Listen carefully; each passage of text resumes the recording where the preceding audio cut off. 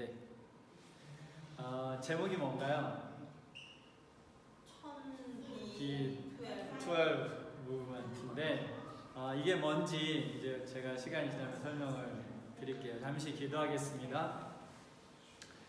사랑의 하나님 아버지, 오늘 저희가 이곳에 모인 것은 하나님께서 우리들에게 허락하신 자녀들을 어떻게 하나님께서 원하시는 방법으로 교육할지 마음의 부담이 있기 때문입니다. 하나님, 이 시간 성령으로 함께 하셔서 예수님께서 받으셨던 그 교육을 현재 오늘 살고 있는 우리가 우리의 자녀들의 삶 속에 어떻게 적용해야 될지 지혜를 허락해 주시옵소서.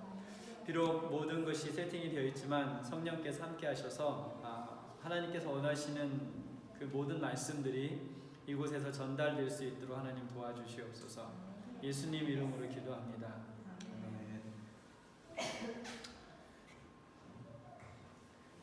이제 첫 번째 세션을 시작하도록 하겠습니다. 우리 아이들을 어떻게 교육할 것인가, 그렇죠? 생각하면 굉장히 부담스럽고, 처음에 아이를 낳았을 때 굉장히 막 신나고 흥분되고 막 이것저것 다 하고 싶은데 애들이 크면 클수록 마음의 부담이 점점 커지죠. 우리는 사실 그것보다 더 큰 부담이 있죠. 아이들을 어떻게 영적으로 키울 것인가. 근데 또 그것이 가끔은 대치되기도 해요. 우리가 영적인 것을 강조하다 보면 이 세상에서 아이들이 그 학문을 배우고 자기들의 미래를 개척하는 것에 대해서 소홀해져야만 될 것 같은 그런 생각을 할 수 있는데, 사실 예수님께서 받은 교육을 보면 그 모든 것이 다 커버가 됐어요. 영적으로도 완벽했고, 그리고 이 세상을 살아가는데도 완벽한 기술을, 뛰어난 기술을 갖출 수 있는 그런 교육을 예수님께서 받으셨어요. 그래서 우리가 한번 살펴볼 건데, 사람의 몸은 사실은 우리가 몸, 마음, 영혼 이렇게 따로 하잖아요. 근데 우리 굳이 성서적으로 표현한다면 우리는 영이라고 할 수 있어요. 영. 근데 이 영이 몸과 마음으로 되어 있는 거예요. 일단은 여기에 대한 디베이트는 필요 없을 것 같아요. 그렇죠? 조금 이렇게 하고 넘어갈게요. 근데 우리의 몸은 지금 여러분이 몸이 말하자면 지금 그 생산품이에요. 마지막 생산품. 지금까지 20년, 20년 넘나? 30년, 20년, 30년, 40년을 살면서 여러분이 먹고 마신 게 있잖아요. 그게 지금 여러분의 결과예요. 여러분 몸이. 마음에 듭니까? 근데 여러분의 현재 몸이 마음에 들든 안 들든 그것이 여러분의 지금 현재 몸이 형성된 것은 여러분이 무엇을 먹었느냐 그거고, 또 다른 하나는 무엇을 마셨느냐 이건데, 결국은 지금 이 마지막 생산품인데 생산품이 마음에 안 들면 뭐를 바꿔야 되나요? 물론 품질 관리도 해야 되지만 가장 중요한 거는 원자재죠. 그렇죠? 원자재가 나쁘면 아무리 공정이 좋고 품질 관리를 해도 마지막 생산품이 좋을 수가 없어요. 결국은 우리가 무엇을 먹고 마시냐가 현재 우리 몸을 만들 수 있다는 겁니다. 그래서 건강한 음식, 깨끗한 물, 이렇게 원료가 좋은 원료를 넣어야 우리 몸이 건강할 수 있다는 거죠. 그렇다면 정신은 무엇에 영향을 받는가? 우리가 보고 읽는 것, 첫째로. 사람들이 내가 원하는 대로 사는 것이 아니라 보고 들은 대로 살아요. 착각하는 거예요. 그러니까 내가 생각하고 내가 원하는 대로 내가 삶을 살아간다고 생각하지만, 실질적으로 타인의 삶을 이렇게 보면 자기가 보고 듣는 대로 사는 거예요. 그리고 생각이 많지 않은 사람들은 더 영향을 받죠. 그래서 대중문화라는 게 그렇게 형성되는 거잖아요. 자기는 별 생각 없이 대중이 그 TV나 매스미디어가 주는 문화를 나도 모르게 받아들이고 그렇게 사는 거죠. 그 다음엔 듣는 거죠. 그래, 보고 읽고, 그렇죠? 눈으로 하는 보고 읽고 듣는 것이 아까 말한 우리 정신세계를 구성하는 거예요. 마음으로 내 정신세계를 정말 좋게 해야 되겠다 하는데, 보고 읽고 듣는 것이 좋지 않으면 내가 아무리 원해도 우리 정신세계는 깨끗할 수가 없다는 거죠. 그럼 지금 여러분의 정신세계가 마음에 드나요? 마음에 안 들면 뭘 바꿔야 돼요? 원자재. 뭐가 원자재? 네, 보고 듣고 읽는 걸 바꾸지 않으면 우리 정신세계가 바뀌지 않아요. 그러니까 예를 들면 하루에 드라마를 일주일에 5번을 보고 교회를 일주일에 1번 오면 그 사람은 교회 하나님을 믿는 게 아니라 누굴 더 믿냐면 드라마를 믿는 거예요. 성경대로 사는 게 아니라 뭐대로 살아요? 드라마에서 보고 듣는 대로 살게 되는 거죠. 우리는 의식적으로 무엇을 하기보다는 대부분은 지금 제가 하는 말을 머릿속에서 하나하나 생각하고 하나요? 흘러나오는 거죠. 그렇죠? 우리 대부분은 그렇게 살아요. 뭔가 어디에서 뭐 보고를 하고 그런 게 아니면 지금 대부분 우리가 하는 커뮤니케이션은 그냥 나오죠. 미리 구체적으로 뭘 하겠다 계획하기보다는, 그렇죠? 프레젠테이션이나 보고를 하는 게 아니면 결국은 그게 여러분이 보고 듣고 읽은 것에 근거해서 이게 쏟아져 나온다는 거죠. 그러니까 좋은 것을 보고 읽고 좋은 것을 듣지 않으면 우리의 정신 상태가 바를 수 없다는 것이죠. 그럼 이제 아이들로 가볼게요. 우리 아이들 몸에 좋은 게 들어가고 있나요? 좋은 음식, 좋은 음료가 들어가고 있나요? 아니면 나쁜 음식, 나쁜 음료가 들어가나요? 오늘 그것을 다룰 건 아니니까. 두 번째, 그러면 우리 아이들 정신세계가 마음에 드나요, 지금 현재? 다들 지금 완전 다 얼굴이 당황스러운 얼굴인데, 그러면 뭐가 바뀌어야 되는 거예요? 우리 아이들 정신세계가 마음에 안 들어요. 지금 아이들 정신세계가. 그럼 뭐가 바뀌어야 되는 거예요? 원자재, 보고 듣고 듣는 것이 바뀌지 않으면 여러분이 마음의 소원만 할 뿐이지 아이들의 정신세계는 바뀌지 않는다는 거죠. 그리고 그 몸과 마음이 우리가 말하는 영이에요. 영. 우리가 말하는 영이라는 거죠. 사실 여러분이 집에서 아이들에게 하는 말을 녹음해서 들으면 기절할 거예요. 한번 해보세요. 기절하나? 하루 동안에 아이들에게 무슨 말을 하나?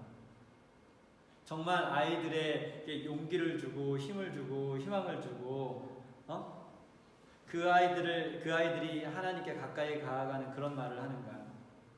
아니면 관리하기에 용이한 말들을 하고 사는가? 그렇죠? 관리의 용이. 대부분 우리는 그 사랑과 관리를 잘 이해 못하는 것 같아요. 그렇죠? 아이가 말을 잘 듣도록 관리하는, 무슨 말인지 이해 안 되나요? 네, 아이를 사랑해서 아이들의 미래를 준비시키기보다는 오늘 하루 아이들이 말 잘 듣고 내 신경을 안 건드리게 하기 위해서 아이들을 통제하는 거죠. 통제. 여러분은 안 그러신가 봐요. 저는 통제 많이 했었어요. 아이들이 어렸을 때.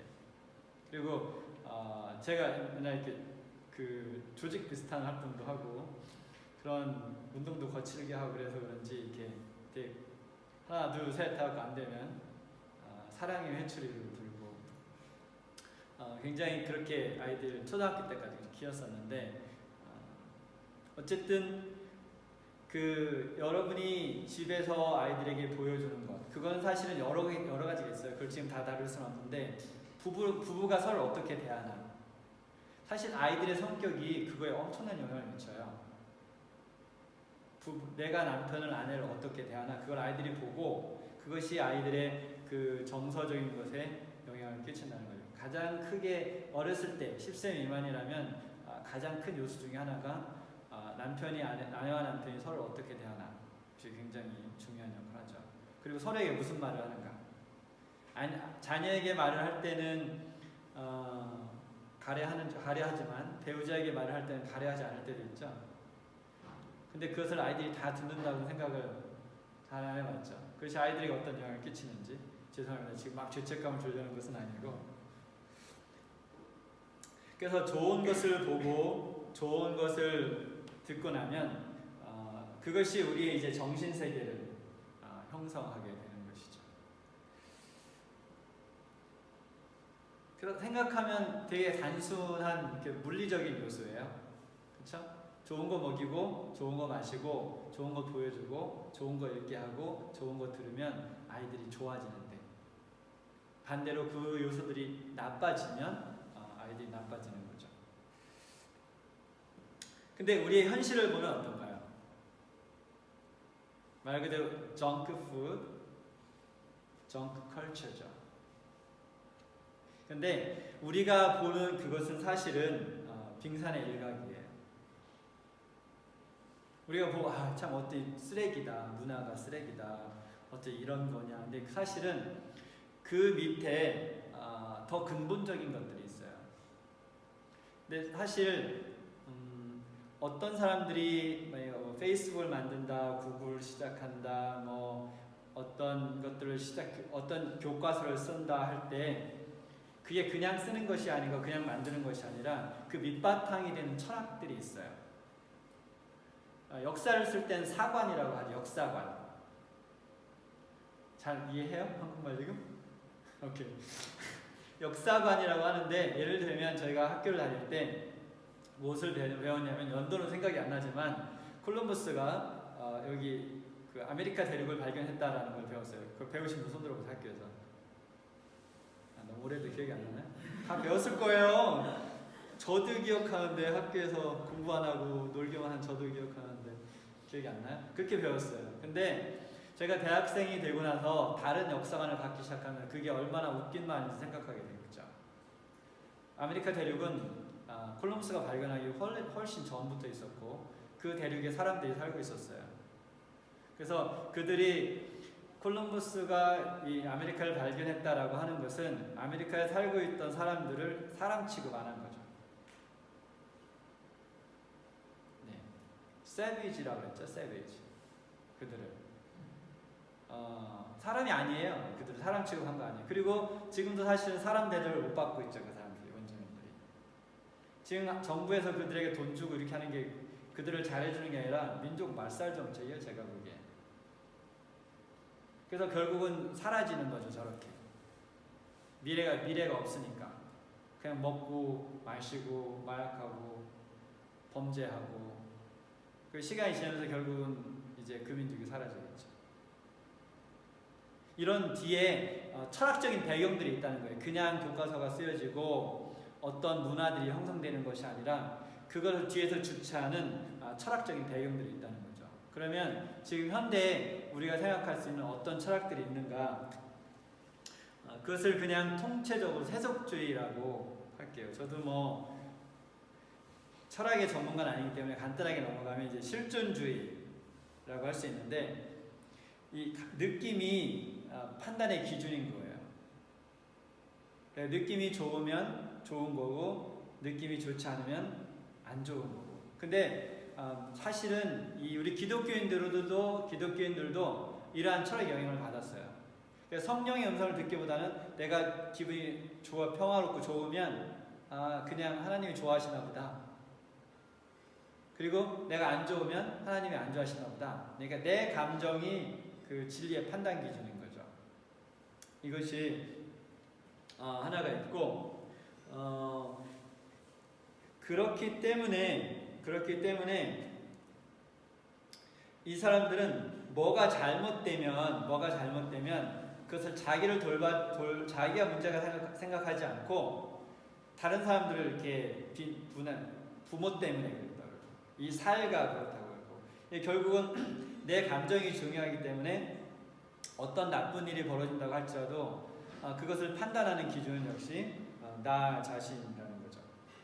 그런데 이러한 사고방식들이 우리 아이들이 공부하는 교과서, 우리가 보는 드라마, 이런 거에 다 이렇게 스며들어가 있다는 거예요. 모든 것에. 그러니까 예를 들면 게이 문화가 지금처럼 오픈화되기 전에 어떻게 집어넣었을까요? 영화에 한 장면씩 이렇게 들어가는 거예요. 조금씩. 그래서 그 소설책을 읽어봐도 99% 그런 내용이 없어요. 근데 한 부분에 그런 내용을 집어넣어요. 근데 그것이 10년, 20년이 반복되면 사람들에게 익숙해지는 거예요. 뭐 그럴 수도 있는 거 아니야? 이렇게 문화가 조정되어 간다는 거죠. 이게 두 번째는 휴머니즘인데 굉장히 좋은 것 같잖아요. 그게 휴머니테리언이즘이 아니에요. 휴머니즘. 인본주의인데, 인본주의의 가장 큰 그 중심에 있는 사람들 이야기 들어보면 핵심이 뭐냐면, 학교에서 하나님과 성경을 빼앗는 거예요. 그래서 여기 북미에서도 공교육 속에서 성경이 사라졌죠. 성경을 가르칠 수 없어요. 그렇죠?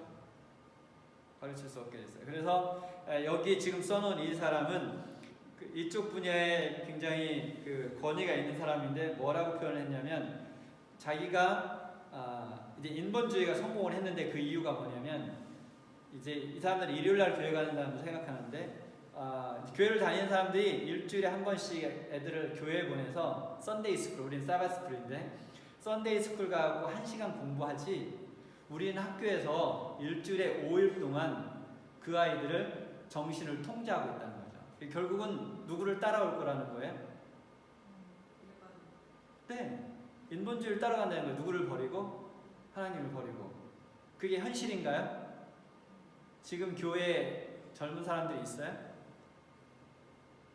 그거는 우리 교단이나 여기 뭐 위니페 한인교 이런 게 아니라 한국에도 이미 20년 전부터 대도시에 가면 서울 근교에 뭐 삼육학교 이런 데 말고 예를 들면 서울 대전 같은 경우 삼육학교가 있어도 가장 큰 교회 가잖아요. 양로원에 온 것 같아요. 이미 20년 전부터. 지금 더 심해졌겠죠, 그렇죠? 인본주의가 성공하고 있나요? 예, 전도를 엄청나게 잘하고 있는 거죠. 실용주의. 이것은 뭐냐면 어떤 결정을 할 때 그게 나에게 유리하게 결정하는 거예요. 뭐에 근거하지 않고 원칙에 근거하지 않고 굉장히 프랙티컬하죠, 그렇죠? 나에게 유익하면 유익한 거예요. 그래서 성경은 반대로 우리가 원하는 대로 지금 그걸 하는 게 아니고 기록된 말씀에 근거해서 내가 판단하는 것이 이 기독교 철학이라고 한다면 실용주의는 어떻게 성경에 기록되어 있는지 상관없이 내게 유익이 되는 방향으로 결정을 하는 거죠. 이게 실용주의예요. 근데 이러한 철학들이 여러분이 나중에 다 들어가면 결국은 교회에도 이미 깊숙하게 들어와 있어요. 그리고 그것이 뭔지도 모르고 이야기하는 거예요, 사실은. 다원주의. 진리가 없어요. 그래서 만약에 제가 이렇게 말하잖아요. 그럼 여러분이 동의하지 않잖아요. 그러면 그래, 목사님 생각은 이렇고 나 생각은 이래. 그냥 우리 서로 다른 거야. 틀린 건 없어. 그렇게 돼가지고 점점, 그렇죠? 예를 들면 인권이라는 것이 두 날이 있어요. 한 날은 그래, 모든 사람이 다 소중해. 근데 다른 면에서 보면 틀린 게 없는 거예요, 이제는. 예를 들면 게이 커플이 저한테 와갖고 결혼 주례를 해달라고 하면 제가 너희들 게이 때문에 못해. 그러면 제가 감옥에 가요. 누구의 인권이에요? 그렇게 이제 세상이 바뀌어가는 거죠. 그래서 제가 싫으면 나 그날은 못할 것 같다. 근데 그날 몸이 안 좋을 것 같아. 미리 한 1년 후에 몸이 안 좋을 것 같아요. 어쨌든 이게 없어요. 옳고 그름이 없어졌다는 거지. 더 이상. 마지막은 쾌락주의예요. 쾌락주의는 뭐냐면 내가 기분이 좋으면 그게 바른 거예요. 내가 기분이 나쁘면 틀린 거예요. 문제죠? 근데 여러분 지금 이 5가지 제가 이야기 해봤는데 여러분 영향을 받고 사는 것 같아요? 안 받고 사는 것 같아요? 왜 대답을 못 하세요? 받는 것 같아요? 안 받는 것 같아요? 네, 받고 살아요. 왜냐면 우리가 그 문화 속에 살고 있기 때문에. 이러한 것이 사실 우리가 보는 정크 컬처 그 자체에 사실 밑바탕에 견고하게 깔려있다는 거죠. 그러면 우리가 아이를 삼육학교에 보내면 안전할까요? 여기 RRVJ에 보내면 안전할까요? 근데 그들이 사용하는 교과서도 다 이런 것에 기초를 둔 철학에서 만들어진 거죠. 그리고 다만 다른 것이 있다면 학교로 가르치는 선생님들이 기독교 신앙의 바탕을 두고 있고 성경을 거기서 배운다는 그런 것이지 그 그 깊은 곳에 있는 이 파운데이션을 이렇게 놓는 것 자체는 사실은 크게 달라지지 않더라고요. 조금은 나요, 그렇죠? 조금은 나요. 그런데 그 아이들이 갖고 있는 철학관 이런 것들을 세우는 데 있어서는 여전히 아까 말한 그 세속주의 5가지의 철학의 영향을 더 많이 받는다는 것을 인정하지 않을 수가 없어요. 그래서 이런 거죠. 이 우리가 보고 있는 이 소셜 미디어, 요새 써지는 책들, 영화, TV, 드라마, 하다못해 교회까지라도 이것이 그 밑에 바탕에 가면 이 세속주의가 자리를 잡고 있는 그 후에 세워지는 거죠. 그러니까 교회도 더 이상 그 진리를 별로 말하지 않아요. 그리고 진리대로 안 살아도 사실은 뭐라고 말하면 그 다음날부터 교회 안 오잖아요. 그렇죠? 네, 더 이상 올바른 것을 올바르다고 이야기할 수 없는 세상이 왔죠. 이미. 세상이 좀 변해왔죠. 그러면 여러분 대책이 있으세요? 지금이 이렇다면 그러니까 우리의 여러분의 자녀들, 저보다 어린 여러분의 자녀들이 살아갈 세상이 어떻게 될지 예상이 되시나요? 그럼 무슨 교육을 어떻게 시켜서 그 아이들이 세상을 대면하게 할 건가요? 대책이 있으세요? 우리 이제부터는 대답을 한번 해봅시다. 대책이 있으세요? 오늘 대책을 얘기해 주시면 맞습니다. 대책을 한번 이야기해 봅시다. 그렇다면 고민이죠, 그렇죠? 고민인데 어떻게 할 것인가? 제가 이 고민을 한 4년 전에 했어요. 이 고민을 4년 전에 했는데 언제 하기 시작했냐면 저희 이제 큰 딸이 딸은 하나지만 지가 중학교 1학년을 가면서 이제 3,6학기를 걔는 초등학교를 6년 다녔거든요. 그래서 이제 일반 학교를 다니면서 얘가 변해가는 모습이. 그러니까 그래서 제가 아까 말씀드린 거예요. 물론 진이 케이스만 본 건 아니니까 3,6학교라는 환경 속에서는 아이들이 자기를 지키다가 그런 환경이 아닌 다른 곳에 가면 자기를 지키기가 힘든 거예요. 왜냐면 그런 분위기만 있었지 아까 말한 것처럼 기본적인 철학들은 세속주의 영향을 받았기 때문에 그 분위기만 벗어나면 그쪽 분위기에 영향을 받는 거죠. 그래서 고민하다가 결국은 그 기숙학교로 보냈어요. 네, 진이를 기숙학교로 보내고 한 1년 동안 굉장히 고생했죠. 그래서 마음이 굉장히 힘들고 정말 목회를 해야 되나 말아야 되나 뭐 그런 생각도 하고. 근데 이렇게 고민하고 나서 진이를 한명학으로 산속에 있는 학교예요. 그래서 모든 게 단절된 산속에 있는 기숙학교에 보내고 난 다음에 어떤 것을 제가 직면하게 됐냐면 교인들이, 그러니까 제가 있는 교회는 이렇게 한 3040이 많아요. 애도 잘 낳고 그래서 지금 양쪽 교회 지금 애 계속 낳고 있는데 애도 잘생기고 잘 낳고 근데 좀 안 생긴 지금 부부가 있어요. 걱정인 부부가 몇 부부가 있지만 3040이 그 전에 있는 교회들이 굉장히 많이 늘어났는데 그 부모들이 저를 찾는 거예요. 목사님, 우리 자녀가 이런데 어떻게 해야 되나요? 제가 그냥 같이 울었어요. 왜냐면 저도 답이 없기 때문에. 죄송합니다, 목사님. 그러니까 I'm lost too. 나도 길이 없어요. 그래서 그때부터 제가 기도하기, 하나님 제가 이제 어떻게 해야 됩니까? 적어도 뭐 우리 아이들에 대한 내가 책임을 져야 되지만 교회 담임 목사를 있고 교인들이 와서 답을 찾는데 제가 답을 줘야 되지 않겠습니까? 기도하면서 오늘 우리가 같이 나누려고 한 것이 그때 시작이 됐습니다. 핵심은 뭐냐면 아이들이 일정한 나이가 되면 자기 스스로 결정을 하죠. 부모 앞에 사는 결정과 부모 앞을 떠나 사는 결정은 달라요. 아나요? 네, 이미 아이들이 어렸을 때부터도 빠른 애들은 하는데 이미 10살, 특히 10살이 넘어가고 그러니까 숫자가 2 digits. 그래서 9살까지 이게 좀 덜한데 이렇게 10으로 이렇게 두 자리 숫자가 되면서부터는 앞에서 yes mom, 근데 속으로 no mom. 그런 일이 심하죠. 그래서 대부분은 제가 학원에서 한 12년 근무를 했는데 뭐 어린아이들을 수만 명 봤을 거예요. 근데 이제 문제가 생겨서 학부모하고 이제 이야기를 하다 보면 대부분의 부모들의 첫 번째 반응은 우리 애가요? 우리 애는 안 그런데요. 대부분 몰라요. 우리 그 사람 엄마 그런 경험 해봤나요? 상담할 때? 주니어 상담할 때? 잘 기억 안 나요? 그 목사님은 사고를 친 아이들이잖아요. 네.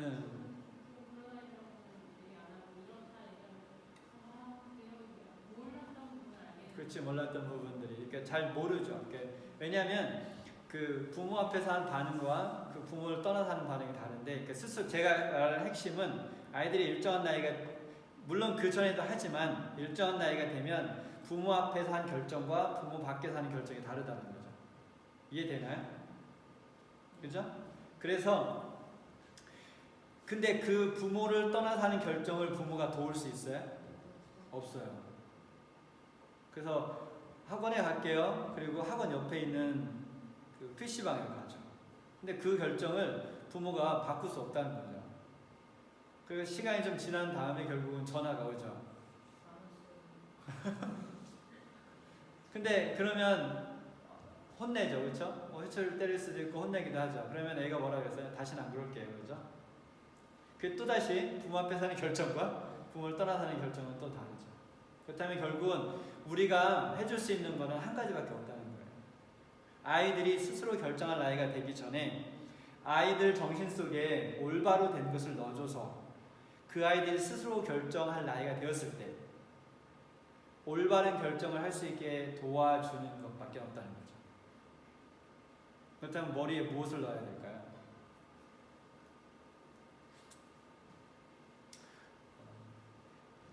머릿속에 지금 성경이 이렇게 뚜껑이 열리고 들어가 있는 그림이죠. 여기 스크린을 보면 성경이 그 아이들의 정신세계의 기초가 되어 있다면 아이들이 일정한 나이가 돼서 자기 스스로 무엇인가 결정할 때가 되었을 때 무엇에 근거해서 결정을 할까요? 성경에 기록된 말씀의 원칙에 근거를 두고 자기의 정체성도 거기서 찾고, 왜 정체성이 왜 혼란스러우냐면 아까 말한 그 세속주의 속에는 인간의 정체성이 없어요. 왜냐면 다 뭐에 근거를 두고 있어요? 진화론에 근거를 두고 있기 때문에 거기에는 자기 정체성이 없어요.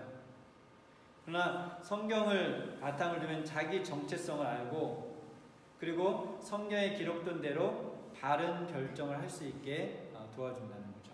자, 또 어려서부터 성경을 알았나니 성경은 능히 너로 하여금 그리스도 예수 안에 있는 믿음으로 말미암아 구원에 이르는 지혜가 있게 하느니라. 모든 성경은 하나님의 감동으로 된 것으로 교훈과 책망과 바르게 함과 의를 교육하게 유익하니 이는 하나님의 사랑으로 온전하게 하며 모든 선한 일을 하는 능력을 갖추게 하느니라. 이 말을 믿나요? 예, 이게 중요해요. 지금 이 기록된 말씀이 이럴 수 있다. 하나님의 말씀이 이런 능력이 있어서 바르게 하고, 그렇죠? 의로 교육하기에 이것이 유익하고 하나님의 사람으로 온전하다. 이게 그러니까 holistic approach, 그러니까 전인적으로 온전하게 할 수 있다는 거죠. 무엇이? 예, 하나님의 말씀이. 근데 이걸 이야기하기 전에 잠시 하나 말씀드릴 게 있는데 이게 나중에 해야 될지 모르겠는데 하여튼 한번 말씀드릴게요. 우리가 아이들이 태어나면 일정한 시기까지 그냥 놀리잖아요, 그렇죠? 그리고 예배를 드려도 그 아이들이 같이 옆에서 예배 드려야 된다는 생각을 안 하죠. 그런데 이제 아이들이 조금 이제 말도 제대로 하고 조금 읽고 하면 그때 이제 같이 앉혀서 예배 드리려고 하죠. 그럼 그때 아이들이 말을 안 듣죠. 왜 앉아 있으려고 안 하죠. 그러면 예배를 드리는 게 아니라 애들을 훈육하게 되죠. 예배 시간에, 가정 예배 때. 뭐 안 해보실 수도 있지만 저는 그런 실수들을 했어요. 그런데 나중에 보니까 우리 이 뇌는 이 밀린 것 같아요. 처음에 아이들이 태어났을 때. 근데 그 밀림에 뭔가 계속 이제 사람이 길을 가잖아요. 그럼 뭐가 생겨요? 1명이 지나가고 100명이 지나가고 1000명이 지나가면 거기에 밀림이었는데 뭐가 생겨요? 우리 뇌가 그래요. 아이들이 처음에 놀리잖아요. 그냥 장난감 사주고 놀고 막 그러면 머릿속에 무슨 길이 커져요? 노는 길이 커지는 거죠. 근데 그래서 다른 길은 없고 노는 길만 있었는데 애가 한 4살 되면서부터 엄마가 이상한 걸 요구하는 거예요. 책을 갖고 와서 뭐 줄구라 그러고 읽으라 그러고 그러면서 애들이 이제 혼동스러운 거예요. 왜냐면 그쪽이 길이 안 나 있기 때문에. 그래서 결국은 올바른 것을 교육하기 힘들어지는 거죠.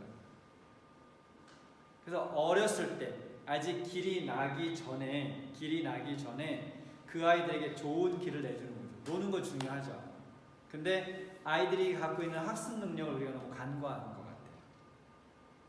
그러니까 성경을 우리 자녀들에게 언제부터 가르쳐야 되나요? 뱃속에서부터. 네, 뱃속에서부터 예배 드리는 걸 언제부터 가르쳐야 되나요? 뱃속에서부터. 네, 뱃속에서부터. 왜 툭 쳤어요? 왜 아내를 툭 쳤는지 지금 자아 비판하십시오. 네, 뱃속에서부터 그걸 해야 되는데 우리가 그 교육을 늦추어 왔던 거죠. 교회에서 어린이 교육도 그렇고 그 아이들이 예를 들면 한 3살 정도 말을 알아들을 때까지는 그 아이들의 영적인 교육에 관심을 많이 못 가졌다가 이미 아이들에게 머릿속에 다른 길이 엄청나게 큰 길이 난 다음에 성경을 집어주려고 하면 성경은 재미없는 게 되는 거예요. 억지로 해야 되는 거고 그것을 하면 뭐 간식을 먹을 수 있다든지 뭐 TV를 볼 수 있다든지 하는 안 좋은 것이 오히려 보상이 되죠. 아이들에게. 네. 그럼 우리가 성경에서 그 어떤 예를 찾아볼 수 있는가? 제가 2주 전에 이 설교를 했었어요. 3주 됐나요? 예수님이 어떤 교육을 받으셨는가? 예수님이 뭐 비밀 교육을 받으신 게 아니라고 했죠? 그냥 성경에 기록된 예수님이 사람이 되시기 전에 네, 다음으로 좀 넘겨주세요. 다음으로. 네. 예수님이 사람이 되시기 전에 성경 말씀하셨던 그런 교육을 예수님이 사람이 되시기 전에 받은 거예요. 그 결과가 뭐였어요? 예수님은 완벽한 성격을 소유하고 있었어요.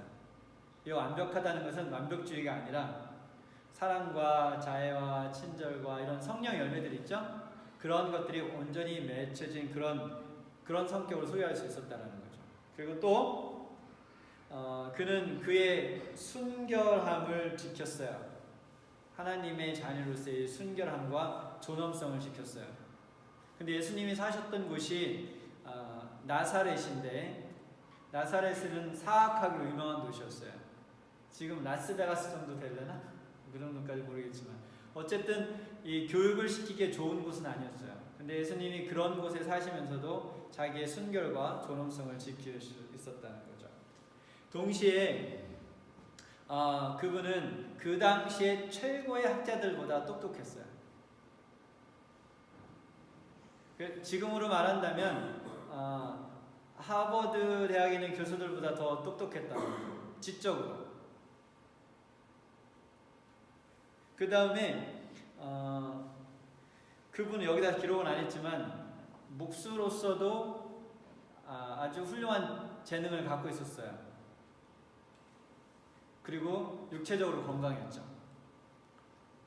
더 원할 게 있나요? 우리 자녀들에게 나중에 영적으로 건강해서 바른 도덕적인 것을 갖고 있고 학교에 가더니 맨날 1등만 하고 졸업해서 사회 직장 잡으니까 세상 사람이 다 부러워하는 일을 하고 있고 그리고 육체적으로 건강하고 마음도 건강하고 더 바랄 거 있어요? 없죠? 그래서 누가복음 2장 40절 52절에 보면 다음 슬라이드 그 맞아요. 아기가 자라며 강해지고 지혜가 충만하며 하나님의 은혜가 그의 위에 있더라. 예수는 지혜와 키가 자라나며 하나님과 사람에게 더욱 사랑스러워 하시더라. 여기 아이가 자라며 강하여졌다라는 말은 전인적으로 강화해졌다는 거예요. 다음엔 다니엘이 청소년 때 잡혀갔죠. 그렇죠? 근데 그곳에서 노예로 잡혀가서 근데 이제 발탁이 돼서 최고의 바벨론의 교육기관에서 공부를 한 후에 그 결과가 뭐였냐면 20절 한번 읽어볼까요? 같이 시작. 왕이 그들에게 모든 일을 묻는 중에 그 지혜와 총명이 온 나라 박수와 솔객보다 10배나 나은 줄을 알았다. 이게 그냥 우리는 성경에서 많이 봤을 거예요. 근데 지금 예를 들면 제가 지니아 노아를 지금 제가 말하는 교육 방식으로 키웠다면 학교에서 이 아이들이 공부할 때 선생님이 저한테 전화를 해야 돼요. 아니 아버님 도대체 아이들을 어떻게 교육시키는 거예요? 왜냐면 선생님이 선생님을 능가하는 거지 이미 학교에서 교육받으면서. 근데 그 당시에 최고의 석학들보다 조금 머리가 좋은 게 아니고 10배나 더 좋았다고 하죠. 그렇다면 이런 예가 성경 밖에도 있을까요? 한 나라가 있어요. 근데 그 이상한 나라가 있어요. 넘겨볼게요. 그래서 이게 내가 안 하니까 힘드네. 네, 다음 거. 계속 한번 넘겨봐 주세요. 천천히 한 3분 3초 간격으로. 보이시죠?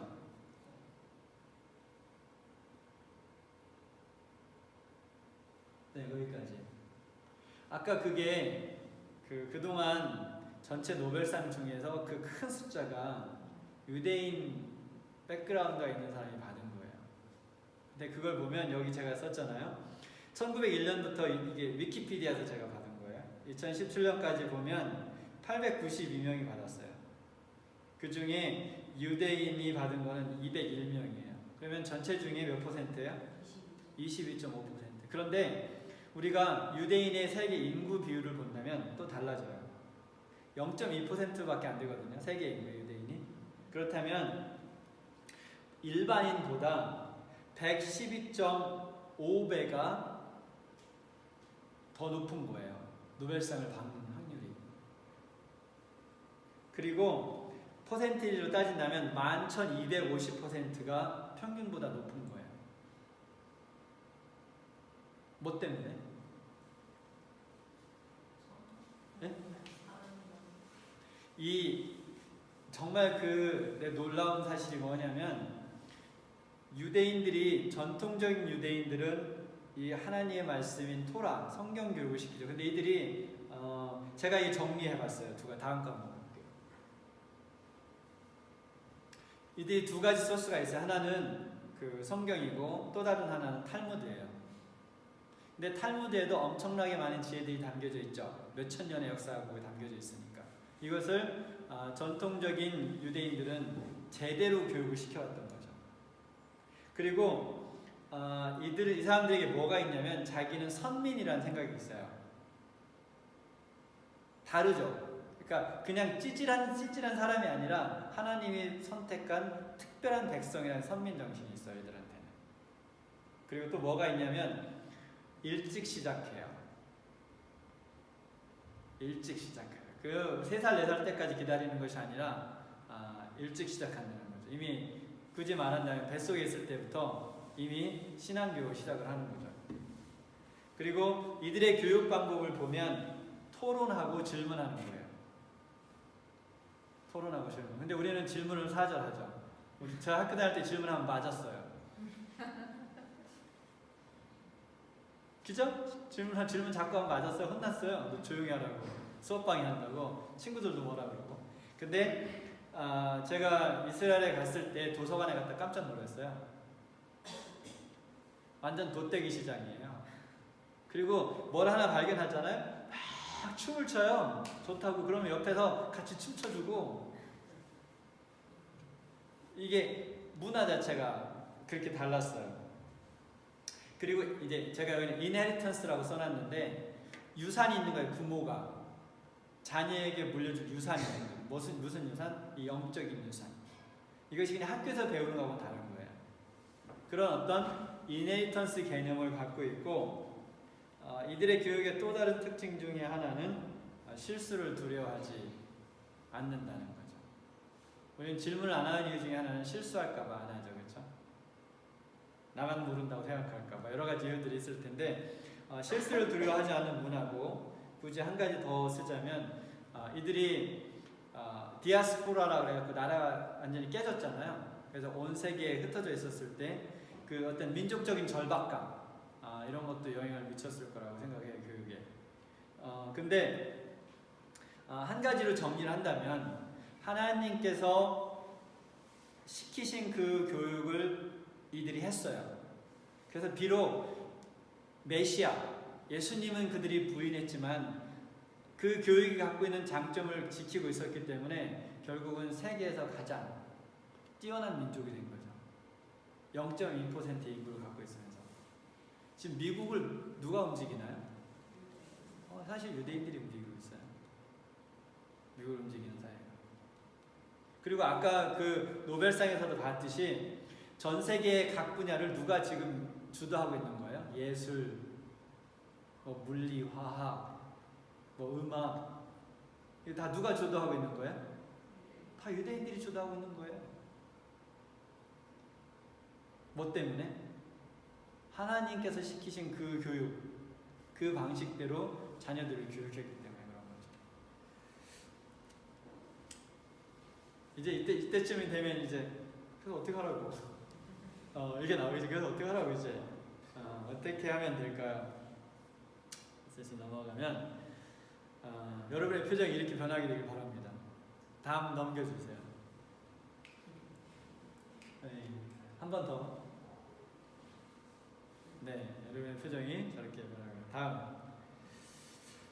다음. 우리가 시작할 때 읽었던 문구 나오죠? 1000B12 무브먼트인데 간단하게 말하면 일단 12세까지 1000개의 성경절을 암송하는 거죠.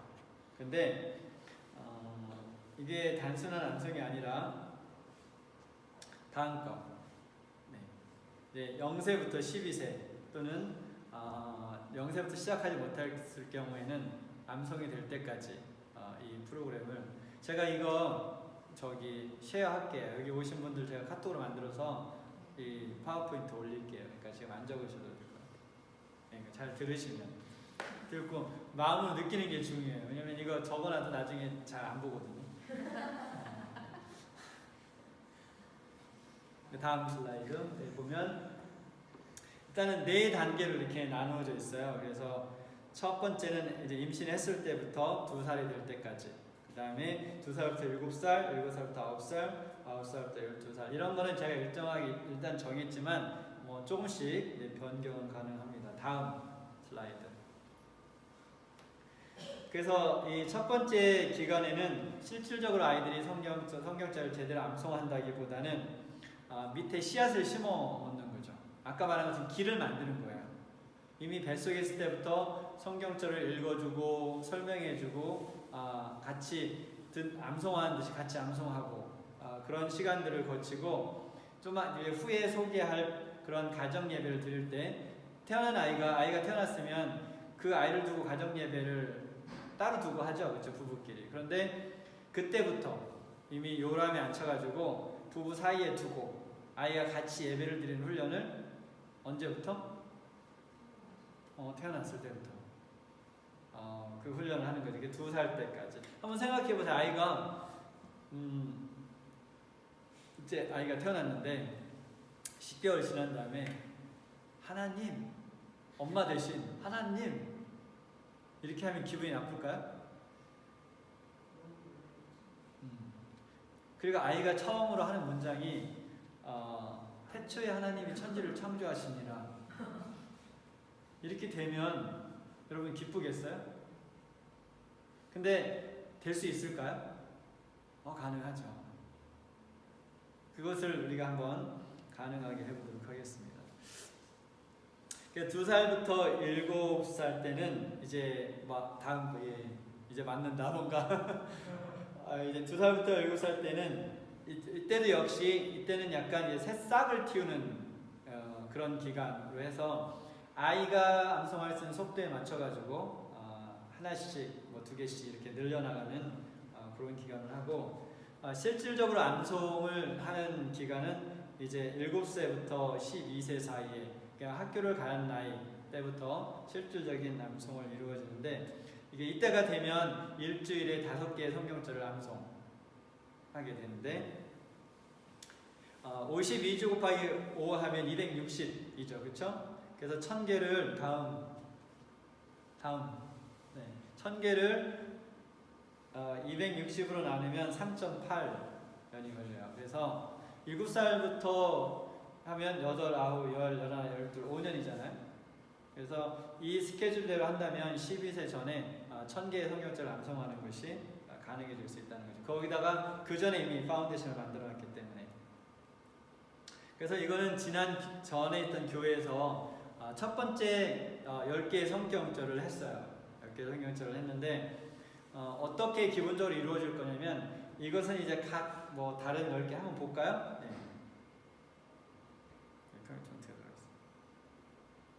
약간 바뀌었는데 네, 다음 이게 지금 나올 게 아닌데 하여튼 지금 나왔으니까 할게요. 이거를 이제 중요한 게 뭐냐면 지속하는 거예요. 지속. 무엇을 한 번 하기도 힘들지만 사실 유지하는 게 어렵잖아요. 다음 슬라이드 한번 볼게요. 누구예요? 네, 저렇던 몸이 저렇게 됐어요. 세월은 어쩔 수 없나 봐요. 그렇죠? 다음 슬라이드 볼게요. 이분은 그러니까 토론토에서 100세 마라톤 풀코스를 뛰신 분이에요. 한 번 마라톤을 뛰는 것도 어렵지만 100세까지 뛸 수 있도록 자기 몸을 유지하는 건 힘들겠죠. 근데 지금 제가 부모님이 이제 가져야 될 정신은 100세의 마라톤을 뛰는 정신입니다. 그만큼 끈기 있게 꾸준히 이것을 계속 해야만 이것이 가능한 거지. 하루 이틀 하고 한 달 하고 그만둘 거라면 사실 큰 유익은 없을 수 있습니다. 일단 이게 다음 넘어갈게요. 넘어갈게요. 네.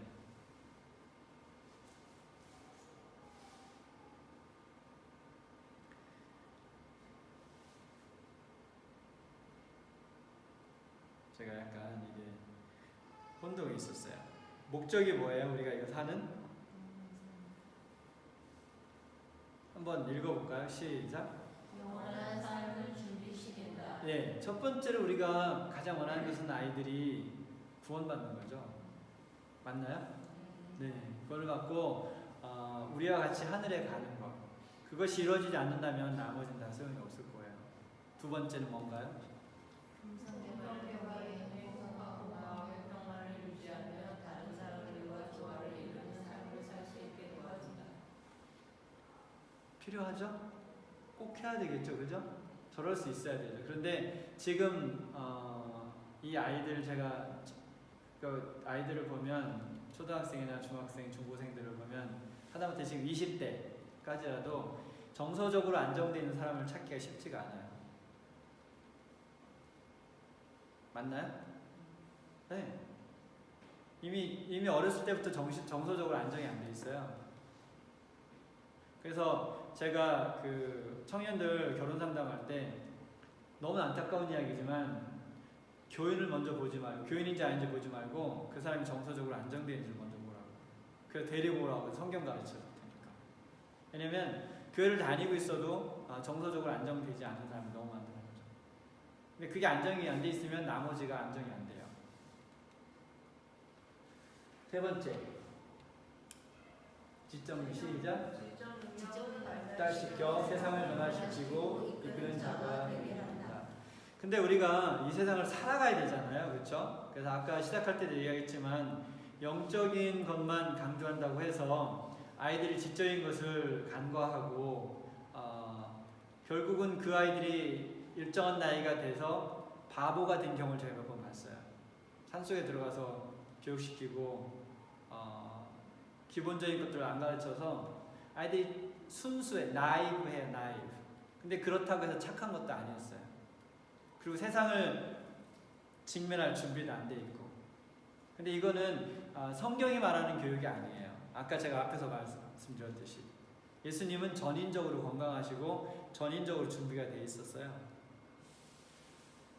그래서 제가 설교할 때 그랬잖아요. 예수님의 그 목수하는 그 워크숍이 오늘 지금 위니펙에 있었으면 세계에 있는 모든 사람들이 그 워크숍에 와서 일을 배워갈 거라고. 그만큼 세상 일에 뛰어났다는 거죠. 응? 애가 없는가? 케빈이에요? 엄마 목소리. 네, 다음.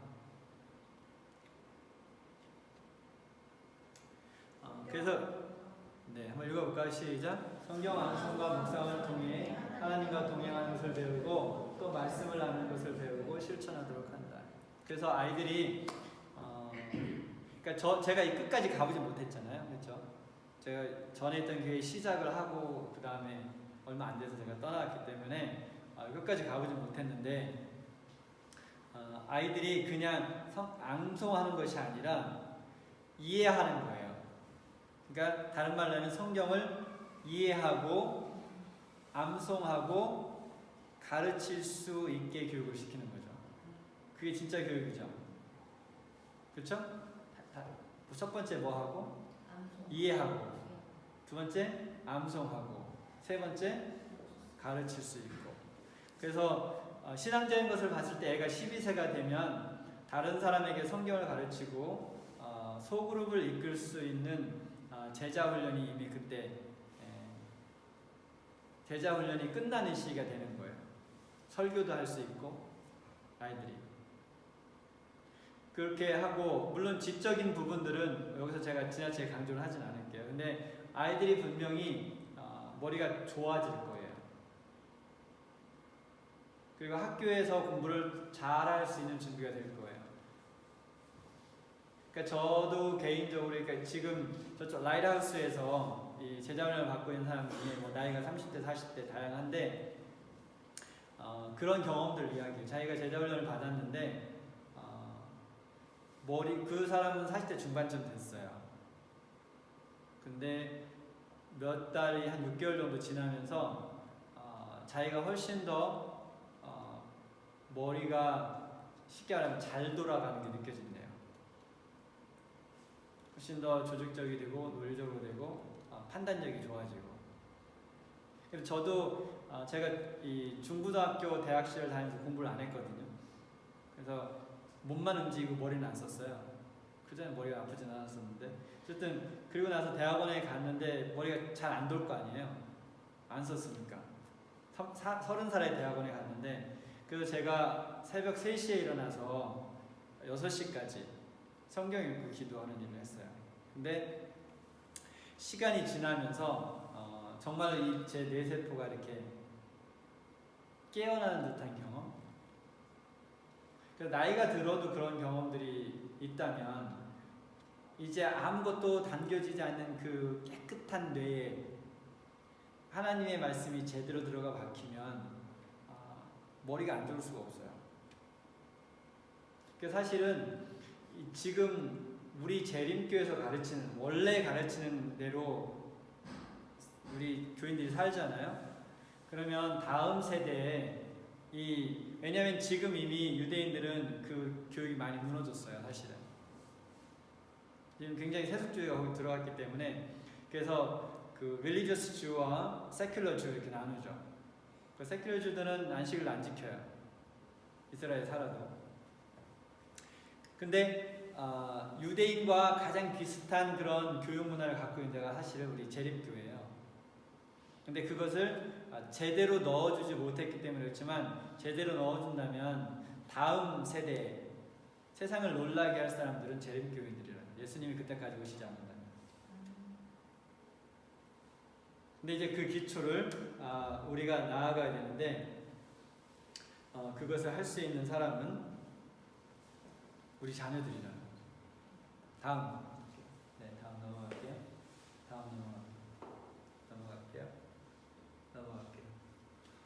네, 넘어갈게요. 넘어가고 이게 2배가 되겠지. 넘어가고. 네. 그래서 이것은 처음에 10개 했던 성경절인데 그냥 이렇게 창세기 1장 1절, 예레미야 29장 11절, 그 다음 전도서 3장 11절, 그 요한복음 3장 16절, 마태복음 20장 30절, 22장 39절, 잠언 9장 10절, 빌립보서 4장 13절, 요한일서 4장 8절, 전도서 3장 16절 이렇게 10개 성경절로 되어 있는데 대체적으로 10개로 팩을 만들려고 해요.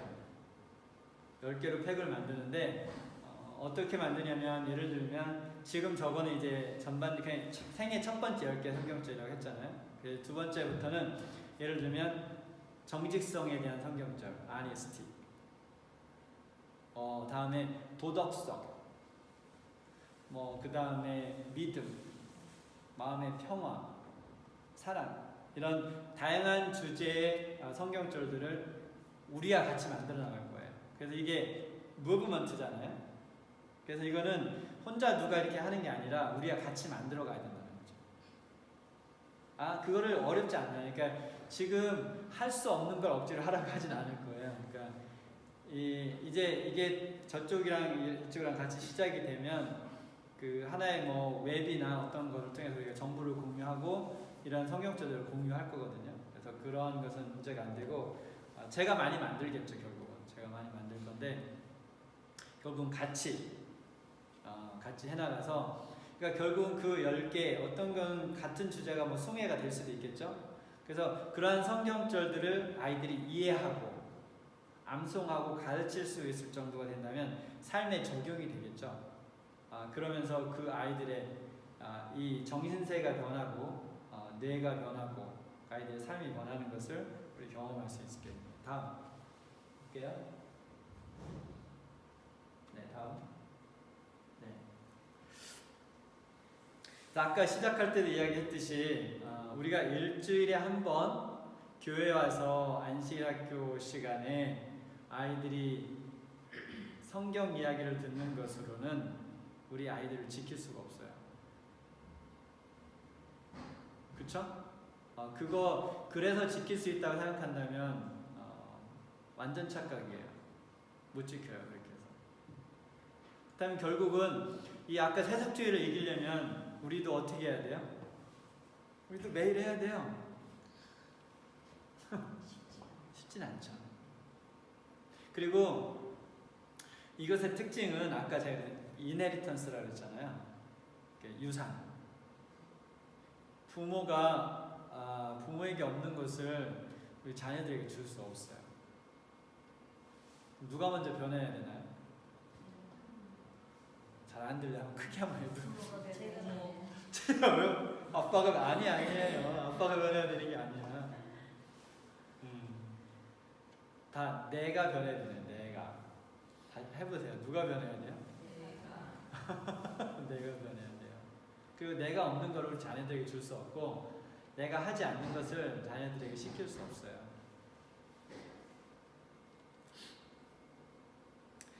그래서 하나의 예를 들어본다면 창세기 1장 1절 다음에 태초에 하나님이 천지를 창조하시니라. 그죠? 그래서 이거를 일주일 동안 이 성경자 하나를 공부해요.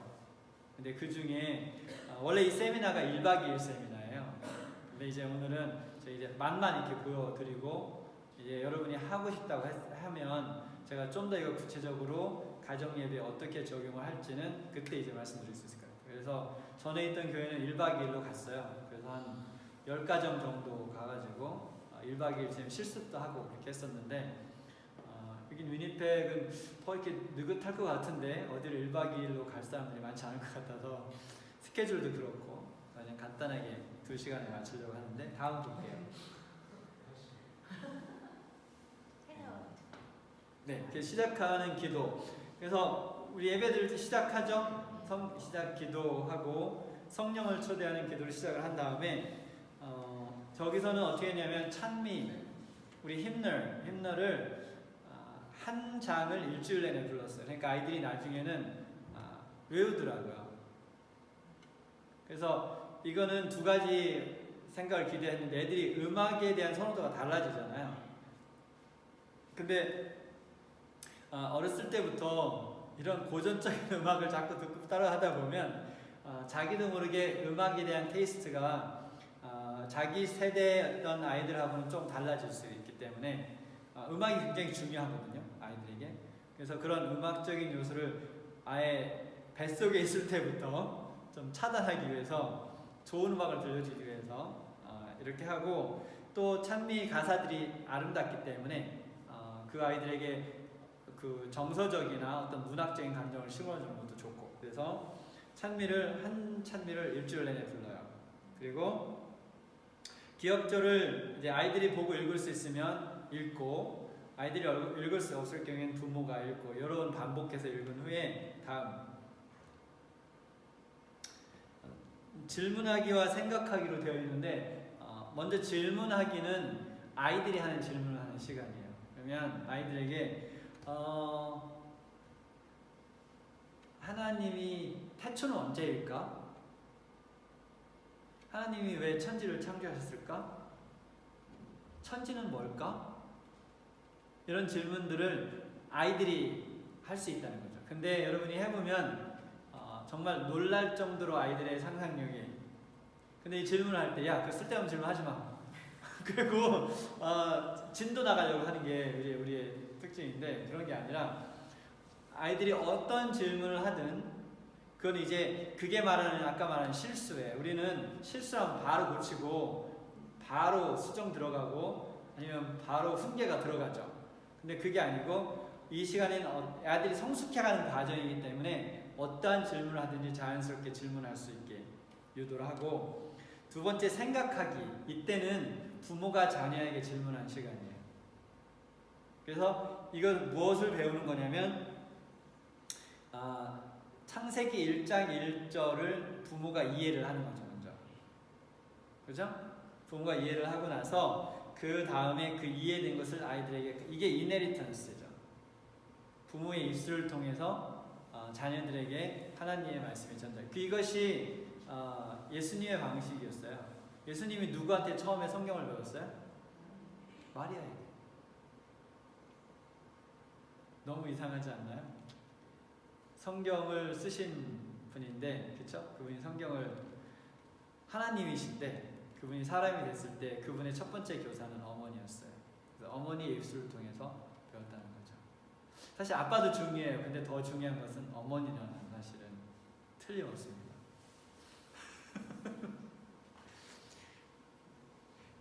그래서 이렇게 생각하기를 하고, 그 다음에 실천하기를 합니다. 여러 가지를 듣고 난 후에 이렇게 제안할 수 있겠죠. 한 가지 예를 들면, 하나님께서는 우리를 위해 천지를 창조하셨는데 우리는 하나님 위해서 무엇을 할 수 있을까? 그럼 나 하나님께 편지 쓸래요. 그런 애들도 있었고, 나 하나님께 감사하다고 말할래요 하는 애도 있었고, 이렇게 아이들마다 굉장히 그 창의적으로, 아이들은 창의성은 있어요. 근데 부모가 그걸 누르기 때문에 창의성이 나오지 않을 뿐이지, 아이들은 창의성이 다인데 그런 다 이렇게 다 차단되기 때문에 차단되기 때문에 안 되는 거죠. 근데 아이들은 다 있어요. 그래서 이렇게 실천하기를 한 다음에 무엇을 하냐면 삶을 나누는 시간이 있어요. 여러분 자녀들과 삶을 나눕니까? 나눈다고 생각하겠죠. 아이들이 말을 할까요? 정말로? 제가 아이들을 좋아하는데, 그 전에 있던 교회 부목사 딸이 6살이었었는데, 5살인가 6살인가? 그 어느 날 제 사무실에 들어왔어요. 목사님 들어가도 돼요? 그래서 앉아. 그랬더니 그렇게 해서 둘이 이야기를 시작했어요. 제가 그 아이하고 저하고 how long 이야기를 했을까요? 네, 거의 2-3시간 했어요. 엄마도 밖에서 보고 뭐지 쟤? 근데 걔가 저한테 무슨 이야기를 했는지 아세요? 네, 자기 인생에 대한 얘기를 했어요. 왜 엄마가 나를 어떻게 힘들게 하는지. 동생이 2살 어린 동생이 있었는데 동생 때문에 자기가 얼마나 힘든지, 내가 동생을 어떻게 대해야 되는지. 더 어린 애들도 대화를 해보면 다 생각이 있어요. 다 생각이 있어요. 그런데 여러분 한번 생각해 보세요. 지난 일주일 동안 아이에게 100% 집중한 시간이 몇 분 정도 될 것 같아요? 일주일을 살면서 하루에 한 10분 될까요? 사실은 하루에 10분 하는 부모 별로 없어요. 그냥 다 곁들인 거죠. 곁들인 거지, 같이 뭔가가 겹치는 거지, 정말 그 아이라는 한 명의 인격체에 10분 정도 관심을 갖고 이야기해본 경험 혹시 한 번도 없는 거 아니에요? 익숙하지 않아요, 우리에게 그게. 근데 이 가정 예배가 우리 아이를 살릴 수 있는 곳이에요. 그곳에서 아이들이 부모의 삶을 아이들에게 나누고, 물론 다 이야기는 할 수 없잖아요, 그렇죠? 아이들에게 나누고, 아이들도 자기들의 삶을 부모에게 나누고, 그것이 훈련이 된 아이들은 청소년기에 자기들이 어려울 때 부모하고 이야기를 해요. 근데 90%의 청소년들은 친구들과 이야기를 하죠. 그래서 잘못된 결정을 하는 거예요. 근데 그것이 하루아침에 야 이제 앉아서 나 아빠 변했어, 앉아서 이야기하자 그러면 이야기할까요? 나 엄마 지금 다른 엄마야. 나 회개했어, 변했어, 앉자 그러면 no thank you죠. no thank you. 그래서 제가 아이들 앉혀놓고 이야기하는 것이 거의 없어졌어요. 지금 할 말은 많죠. 네, 하루에 책 한 권씩 쓰죠. 그렇지만 그것이 아무 소용이 없다는 걸 이제 알기 때문에 그렇게 하지 않아요. 가끔씩은 지나가면서 이러면 좋겠다.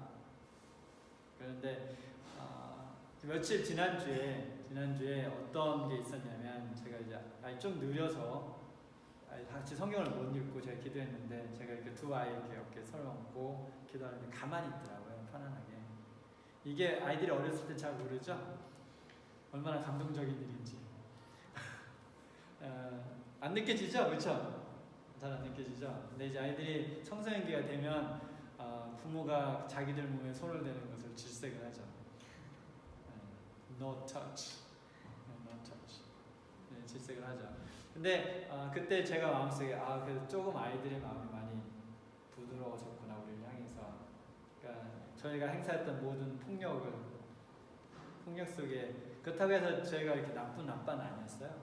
나쁜 아빠는 아니었는데 안타까운 거죠, 이런 거 하지 못한 게. 근데 이제 이렇게 삶을 나누고, 근데 이게 이 가정예배 성경 말씀도 중요하지만 이 뒤에 나누는 이 시간이 아이를 살릴 수 있어요. 나중에 이렇게 하고 같이 기도 제목을 나누고 기도하는 거죠. 오늘은 뭐 아빠가 하고 딸이 하고 이렇게 돌아가면서 말을 할 수 있을 때, 할 수 없을 때는 이제 부모가 돌아가면서 하고,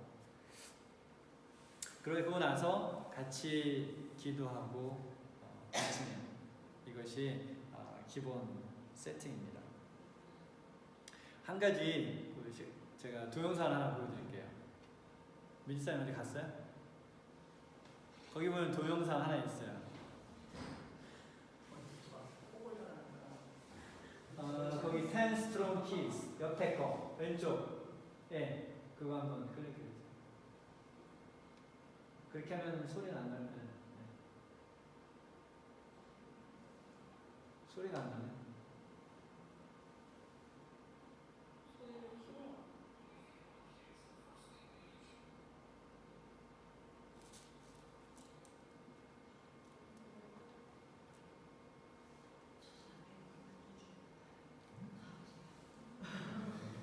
네?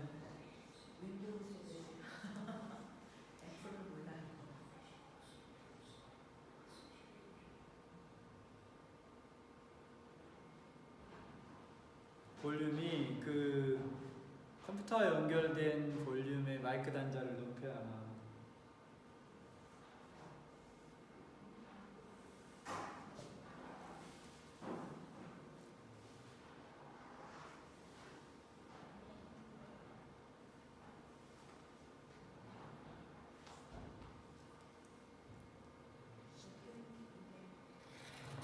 됐어. 네, 됐어요. 그럼. Hello, everyone. When we think about kids, the first thing that usually comes to mind are fun, games, playgrounds, and sweets. Rarely do we think that children can become professional at something or start a career at such a young age, let alone a professional weightlifting career. 10 strongest kids in the world. Yang Yanlong. Most children are told to eat their greens if they want to grow up to be big and strong. Well, this 7-year-old boy clearly needs no encouragement to clear his plate of vegetables. The school child is so powerful he can already pull cars along, carry his father and lift huge heavy sacks of grain, and rest them on his shoulders, and all without breaking a sweat. The pint-sized powerhouse has already wrapped a rope around himself to pull a van weighing 1.85 ton along a road, much to the astonishment of his community. CJ Center. CJ Center here was a 10-year-old kid who has been on a fitness kick for half his life, and he is motivating other elementary school students to get fit too. This exercise guru from Locust Grove has his own workout DVDs and is on a mission to get kids to build a physique like his, but few adults can ever hope for his six-pack abs. CJ started working out at age 5 for a Pee-wee football term, and an exercise obsession was born. When he saw an infomercial for P90X, he begged his father to let him make a workout video of his own, marketed towards children.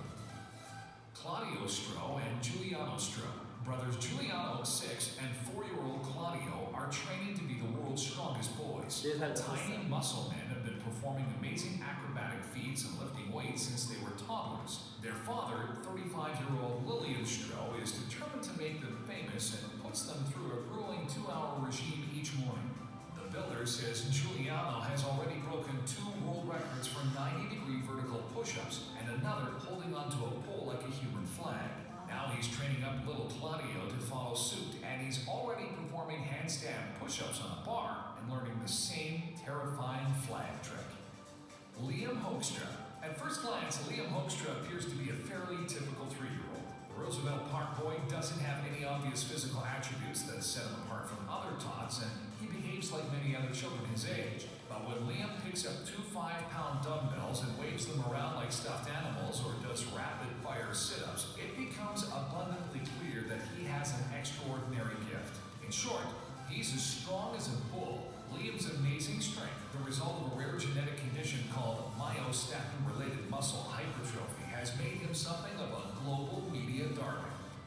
Andre Kostash. He may only be small, but when he lacks in size, he makes up for in strength. 7-year-old Andre Kostash managed to compete 4,000 back-to-back push-ups in 2.5 hours. His show of strength meant he managed to set a national record in Ukraine. He was monitored by judges from Ukrainian Book of Records to ensure his successful attempt complied with official rules, reported CBS News. As he neared the end of his push-ups, the spectators clapped, and once he knew he was victorious, he raised his hands in the air jubilantly.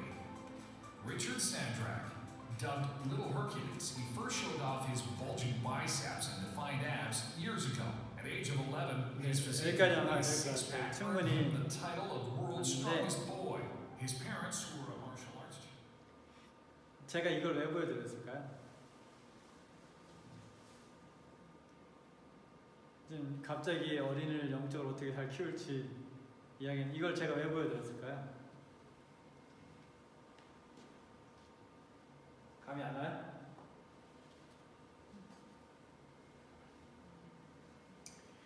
그러니까 시작할 때 그 MC가 뭐라고 말했냐면 보통 아이들이 생각하면 놀고 뛰어놀고 뭐 게임하고 그런 것만 생각하는데 아이들이 어린 나이에 어떤 프로페셔널한 일을 할 수 있다는 것은 대부분 생각하지 않는다.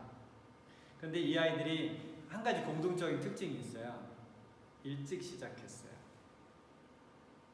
그죠? 네, 일찍 시작했기 때문에 자기 나이의 또래에서 생각해보지 못했던 일들을 그 나이에 성취할 수 있다는 거죠. 근데 우리가 본 거는 지금 피지컬이잖아요, 그렇죠?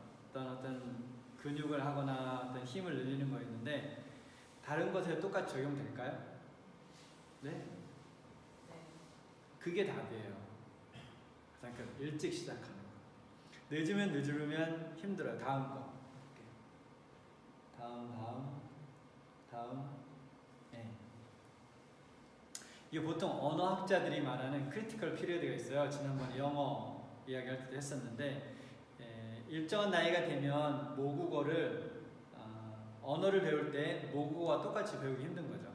보통 이제 학자들에 따라 다르지만 이제 12세 정도로 보는데 12세가 넘어가면 새로운 언어를 배울 때 그 언어가 뭐가 된다는 거예요? 세컨 랭귀지가 된다는 거죠. 아니면 외국어가 된다는 거죠. 근데 제가 이 기사들을 보면서 마음속에 느꼈던 게 있어요. 언어뿐만이 아니다. 모든 게 똑같다. 이 말은 우리의 이 뇌의 구조 자체가 12세가 되면 이미 이게 픽스 된다는 거죠. 그래서 새로운 언어가 들어와도 그 언어를 자기의 모국어처럼 흡수하지 못하는 만큼 이게 뇌가 픽스가 된 거예요. 언어만 그럴까요? 아니요. 신앙도 마찬가지고 모든 게 다 그래요. 그래서 결국은 아이들에게 뭔가 변화를 주려면 언제 해야 돼요? 12세 이전에. 근데 우리 아이는 지금 15, 18이네요. 근데 가능성이 없진 않아요. 하지만 결과는 좀 다르겠죠. 결과는 좀 다르겠죠. 그래서 근데 학자들에 따라서는 이미 어떤 학자들은 3살, 어떤 학자들은 7살 전에 사실은 기본적인 게 다 구성이 된대요. 언어는 12살까지 은혜의 시기가 있지만 그 안에 기본적인 성격적인 그 트레이나 이런 것 자체가 3살, 5살, 7살 학자들에 따라서 그때 이미 결정이 된다는 거죠. 결국은 언제부터 시작해야 되는 거예요? 뱃속에 있을 때부터 해야 되는 거예요. 근데 그때 놓쳤다면 언제 시작하는 게 제일 빠른 거예요? 지금 시작하는 거예요. 지금이라도. 근데 이미 아이들 나이가 2자리 숫자가 됐으면 아이들을 억지로 할 수 없어요. 기도하면서 기다려야 돼요. 근데 물론 집에 아이들에 따라 좀 다를 수 있겠지만 그거는 우리가 분명히 알고 부모의 강요에 의해서 앉는 것과 자신의 기분이 좋아서 앉는 거는 굉장히 다르죠. 그렇죠? 그래서 우리 태경이네는 엄마 아빠가 기도를 더 많이 하고 시작하죠. 네? 저는 예전에 생각은 했는데 네. 제가 신앙적인 지식이 없으니까 어떻게 해야 하는 건지를 잘 모르겠더라고요. 그래서 마음을 먹었지만 이제 실천은 못하고 이제 자기 전에 태경이 한번 기도를 하거나 이제 하고 아침에 애들이 밥을 먹을 때 성경 듣기를 하거나 복음 성가를 들려주고 그렇게. 예, 이런 식으로밖에 아직 못하고 있어요. 그래서 이제 그러니까 제가 지금 말씀드리는 것이 뭐 신기하게 어디 동굴 속에서 계시를 받아가지고 특별하게 세상에 없는 것이 아니라 성경에도 있잖아요. 해 아래 새 것이 없다고. Nothing new under the sun. Everything is the same thing goes round and round. 이게 새로운 게 아니에요. 단순한 거고 성경에 기록되어 있던 거고 그리고 많은 하나님을 신실하게 따르는 사람들이 해왔던 거고. 그래서 아까도 잠깐 말씀드렸지만 저는 이것을 실수를 통해서 배웠어요. 우리 아이들을 키우면서. 그래서 제가 담임하고 있는 교회에 있는 아이들이 아직 어렸을 때 이러한 것을 진짜 심어주고 싶어요. 그래서 아이들이 변한다면, 그렇죠? 그리고 예수님처럼 되고 다니엘처럼 되고 그렇게 올바로 살고 뛰어나게 살 수 있다면 얼마나 좋겠어요, 그렇죠? 근데 이것을 전에 있던 교회에 시작을 했을 때 한 2달 정도 지난 다음에 문제가 생겼어요. 무슨 문제가 생겼을까요? 엄마들이 저를 찾아왔어요. 그래서 내가 기다리고 있었다. 그러니까 네? 그래서 기다리고 있었다. 제가 왜 기다리고 있었을까요? 엄마 아빠들이 사실 준비가 안 돼 있었죠. 그러니까 2달을 하다 보니까 자기의 이 밑바닥이 다 드러나는 거예요. 내가 이런 사람이었구나. 그래서 목사님 저희 먼저 훈련시켜 주세요. 네, 그래서 그 엄마들을 훈련시키다가 왔어요. 그래서 저는 배신자라는 타이틀을 달고 이곳에 왔습니다. 해야 되겠죠, 그렇죠? 해야 되는데 갈 길이 쉽진 않아요. 지금 봤지만 지금까지 여러분도 이런 훈련이 안 돼 있죠, 그렇죠? 여러분이 이미 훈련이 안 돼 있기 때문에 아이들과 이런 것을 시작하는 것 자체가 사실은 거의 지금 하세요 하고 저도 거의 안 될 거예요. 그래서 오늘 여러분이 듣고 정말 이렇게 해야 되겠다. 근데 사실은 다른 방법이 없어요. 제가 자녀 교육에 대한 책도 많이 읽어보고 저는 그래도 결혼을 하기 전에 결혼에 관한 책도 읽고 아이를 낳기 전에 아이에 관한 책들을 독서하면서 준비했거든요. 성격에 관한 것도 다 읽어보고 그렇게 준비를 했어도 실수투성이었고, 그러니까 제가 또 목회를 하면서 많은 부모들을 봤을 때 인간적인 방법으로 여러 가지들을 시도하지만 결국은 답이 아니었고, 또 교회 어린이 프로그램을 잘 해달라고 부탁하고 뭔가 열심히 하지만 역시 그것도 답이 아니었어요. 근데 성경은 옛날부터 몇천 년 전부터 초지일관 부모의 입술을 통해서 자녀들에게 제대로 된 성경 교육을 시킬 것을 명령하고 있죠. 근데 그것을 부모들이 못했던 거죠. 근데 결국은 그렇게 한다면 우리가 지금 여기 과외 할 때도 별로 없지만 별거 다 써요. 특히 아시아에 사는 사람들이 머리 많이 쓰잖아요. 최고로 아이들을 발달시키는, 뇌를 발달시킬 수 있는 방법이 성경에 있어요. 그게 아까 말한 것처럼 이스라엘 역사 속에서 증명이 됐잖아요. 다른 이유를 찾을 수가 없어요. 아까 물론 여러 가지 방법들 이야기했지만 근본적인 거는 아까 제가 이야기했잖아요. 소스. 어떤 교육 자원을 갖고 있는가? 성경과 타입니다. 그거예요, 근본은. 네, 질문 하십시오. 그러면은 네. 아까 원사님께서 이제 매일 5개, 하루에 1개씩 5개를 일주일에 성경절을 암기로 실으세요. 그거는 나중에 좀 자리를 잡으면, 지금은 일주일에 1개 할 수도 있고 2주일에 1개 할 수도 있겠죠. 근데 지금 교재를 개발해야 되잖아요.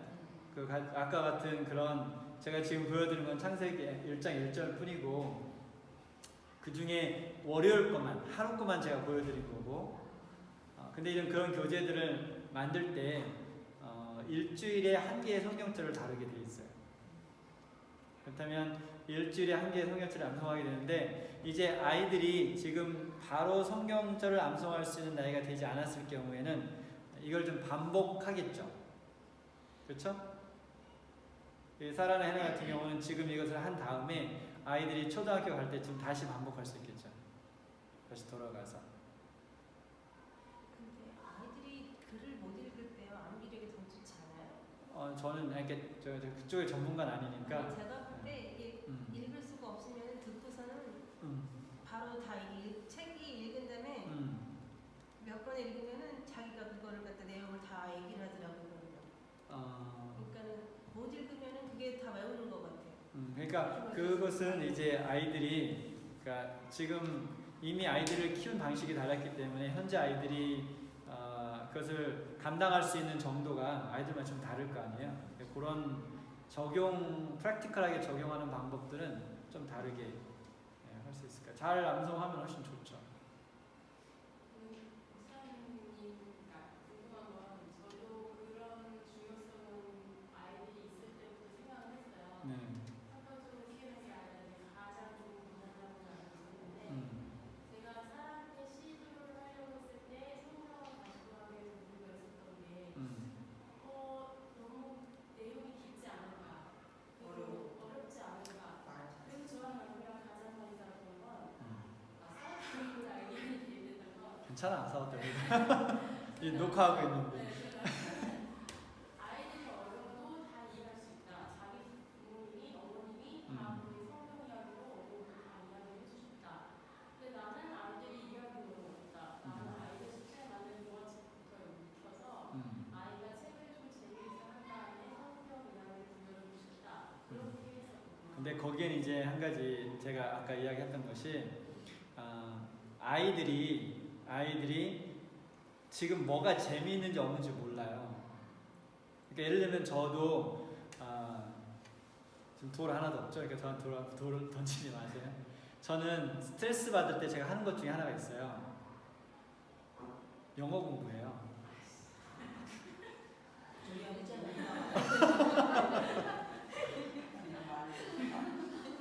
기분 나쁘지, 기분 나쁘죠. 근데 저는 영어를 공부를 하면 스트레스가 풀려요.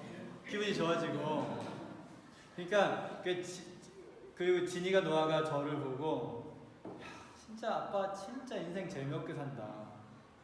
저는 뭐 영어 공부하든지 스트레스 받는다 영어 공부하고 아니면 책 읽고 나가서 운동하고 뭐 시간 좀 나면 악기도 한번 불고 이렇게 하거든요. 무슨 재미로 사네요 저보고 아이들이. 제가 재미없게 살 것 같아요?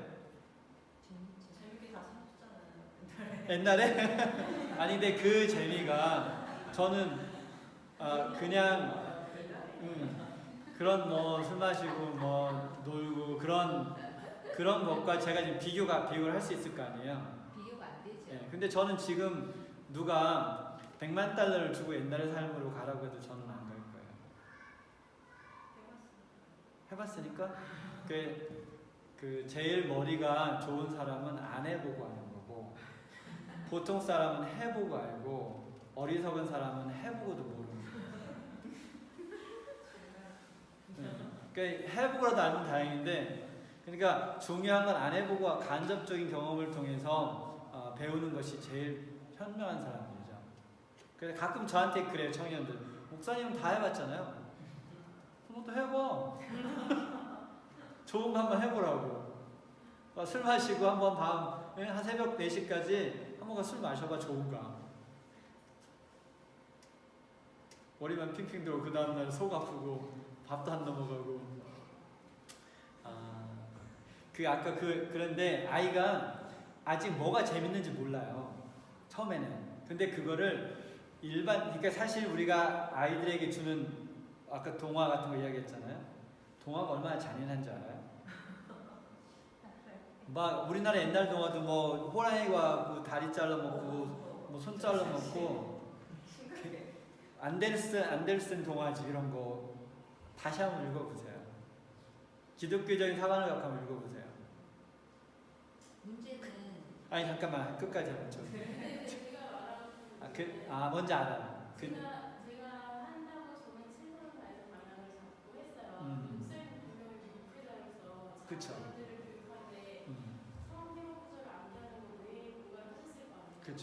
근데 그게 그러면 효과가 없었다는 것보다는 그 아이들을 제가 생각하는 만큼 어떤 도덕성이나 이런 신앙심 이러한 것들을 열매를 맺지 못한 거죠.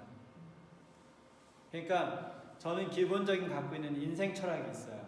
그게 뭐냐면 내가 이렇게 했는데 결과가 마음에 안 들면 안 됐어요. 그러면 저는 그것을 똑같이 반복하지 말고 새로운 방법을 찾아야 된다고 믿는 것이 제 기본 철학이에요. 근데 많은 사람들이 이렇게 했는데 안 됐어. 근데 또 해. 또 안 됐어. 그래도 또 해. 100년, 200년이 지나도 그냥 똑같이 반복하는 거예요. 지금 교회가 학생들도 없고 청년들도 없잖아요. 근데 100년 전에 했던 똑같은 방식, 50년 전에 했던 똑같은 방식으로 교회를 운영하면 여전히 없죠. 그리고 한 세대가 지나면 교회가 문을 닫겠죠.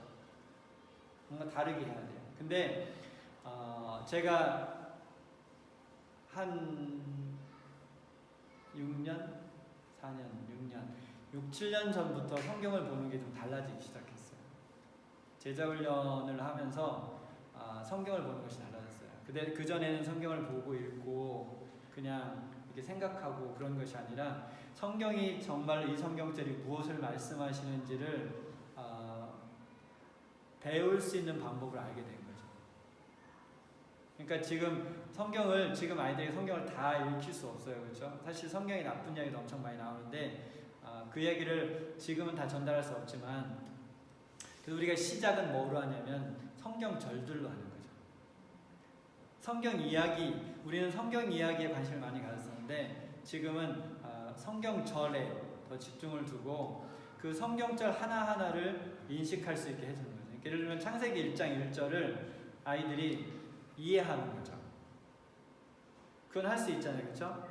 이해시키고 그것을 자기 마음속에 암송하고 인그레이브 시키는 거예요. 암송한 다음에 그것을 가르칠 수 있게. 그러니까 뭐 발표라고 말할 수도 있지만, 그러니까 야 그러면 이번 주 일주일 동안 배웠는데 예를 들면 그 월요일부터 금요일까지 되어 있고 주말에는 그러니까 안식일은 교회 오니까 일요일 날 그것을 이제 복습하는 건데 그러면 해나야 네가 일주일 동안 우리가 창세기 1장 1절을 배웠는데 네가 배운 거 엄마 아빠한테 얘기 좀 해줄래? 네. 이렇게 하겠죠 물론. 근데 그런 문화가 형성이 되면 나중에는 그 아이가 그것을 말할 수, 그게 이제 가르치는 거예요. 내 것이 된 거죠 이미 그때. 그래서 그런 아까 성경절 팩트를 이제 모으면 그런 걸 통해서 아이들이 기본적으로 알아야 될, 그리고 기본적으로 갖출 수 있는 그 파운데이션 자체를 성경절로 내려주고 아이들이 그런 성경절들을 암송하는 숫자가 늘어나면 나중에는 다른 그 성경을 아까 말한 성경 읽고 전체를 뭐 예를 들면 오늘은 우리가 이번 주에는 뭐 창세기를 한번 같이 다 읽어보자. 의외로 그래서 거기에 나오는 내용들 좀 어려운 내용들도 같이 이야기할 수 있고 성숙도가 다르니까. 근데 성경이 다른 이유가 못된 이야기들이 굉장히 많아요. 뭐 딸이 아버지 강간한 이야기도 나오고 뭔지 알아요? 네, 못된 이야기가 많은데 다른 성전과 다른 성서와 다르게 일반 다른 종교와 좋은 이야기 안 좋은 이야기 다 같이 들어있어요. 이유가 있을 거예요, 그렇죠? 그래서 우리가 그냥 아이들에게 성경 이야기를 들려주고 뭐 좋은 성경 이야기 이런 거 읽어주고 그거로는 부족해요. 지금 그런 이야기 듣고 자란 사람들 있잖아요, 여기에는. 그쵸? 지금 현재 본인 생각할 때 어때요? 에이미 스탑. 둘이 아무래도 오늘 부부싸움을 것 같아요, 집에 가서. 그게 우리가 성경을 오해한, 성경을 읽으면 우리가 영적으로 될 것 같잖아요. 근데 이해하지 못하고 읽으면 별로 도움이 안 돼요. 그리고 이해를 했어도 그것을 삶에 적용을 안 시키면 별로 도움이 안 돼요. 그게 착각인 거죠. 말한 미신이었어요. 미신. 성경을 읽으면 우리가 변한다고. 근데 성경을 읽는다는 말 속에는 그냥 단순히 다다다다 읽는 것이 아니었다고요. 그것을 깊이 이해하고 무슨 뜻인지 알고 내 삶에 적용하는 것이 성경을 읽는 것인데 우리는 그냥 읽었죠.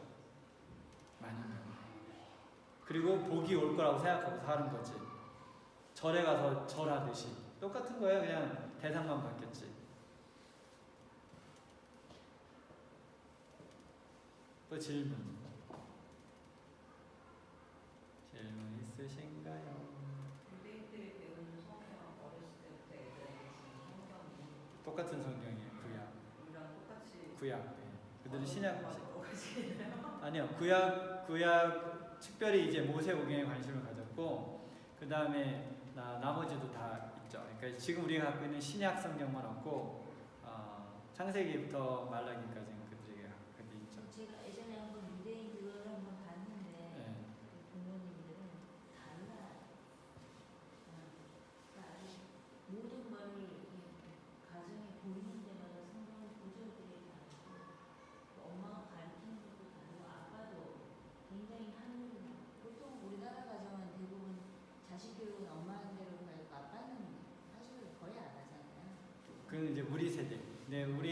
세대는 또 다르긴 했죠. 근데 이제 여전히 엄마가 중심이 되는 건 사실이긴 한데 뭐 거기도 나쁜 사람 좋은 사람 있지만 어쨌든 전체적인 교육을 봤을 때 유태인이 지잖아요. 그러니까 엄마가 제일 중요해. 유태인들은 아버지만 유태인이면 그 사람은 유태인이 아니에요. 그게 언제였냐면 이제 이스라엘이 독립을 선언했잖아요. 그러면 이제 사람들이 갈 거 아니에요. 그러면 누가 유대인인가 아닌가를 그때 1940년대에 이제 판단하는 기준이 뭐였냐면 부모가 물론 둘 다 유대인이면 유대인이고 근데 아버지가 유대인이고 엄마가 유대인이 아니면 못 들어와. 유대인 안 쳐줬어요. 그리고 그때가 이제 그거에 독립 이후에 이제 받아들일 때. 근데 엄마가 유대인이고 아버지가 유대인이 아니면 유대인으로 쳐줬어요. 사실 저는 모르겠어요. 제 나름대로 이제 자식이 제 보통 부모를 보고 자라잖아요. 네. 굉장히 쉬운 일이 아니더라고. 노력은 하는데 애를 그렇게 교회 안에서 하나님 말씀 믿게 잘 하려면 내가 바뀌어야 되는 것 같아요. 진짜로. 그러니까 내가 더 잘해야 되고 바뀌어야 되는 것 같은 게 아니고요. 그 길밖에 없어요. 네, 그 길밖에 없어요. 바뀌어야 되는데 이게 참 쉽지는 않아요. 근데 생각해 보세요. 지금 집사님의 삶의 패턴을 생각해 봤을 때 바뀔 수 있는 삶의 패턴을 갖고 있어요? 저는 제 나름대로는 굉장히 노력한다고. 근데 이제 이제 트레이닝이죠, 그렇죠? 굉장히 노력을 하잖아요. 근데 뭐가 중요하냐면 rightly trained. 그러니까 바르게 교육을 받고. 그러니까 예를 들면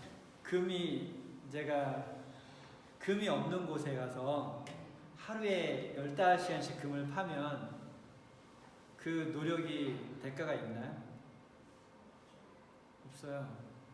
제가 그런 사람 봤어요. 우리 한국에 있을 때 일산에 살 때 거기서 2년 살았는데 그 골목에서 2년 동안 배를 판 아저씨가 있었어요.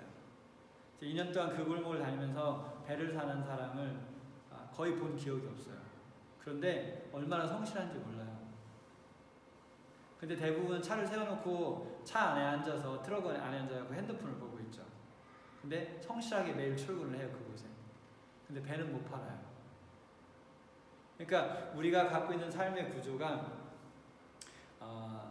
성실하고 진지하고 열정 있고 그것도 중요한 건데 뭐가 중요하냐면 더 중요한 거는 내가 바른 디렉션으로 가고 있는가, 내가 바른 것에 지금 열심을 갖고 있는가, 내가 훈련을 받아야 되는데 바르게 훈련을 받고 있는가, 이게 더 중요하다. 왜냐면 sincere 해요. 정말. 근데 sincerely wrong 할 수 있다는 거죠. 그러니까 내가 정말 열정을 가지고 내가 아이를 잘 교육시킬 거야. 근데 열정이 있어. 근데 잘못된 열정이에요. 그래서 아이를 망가뜨릴 수도 있다는 거죠. 그래서 배워야 되는 거예요. 그래서 길을 바르게 아는 그 길을 배우고 그 길을 가는 훈련을 먼저 엄마가 가야지.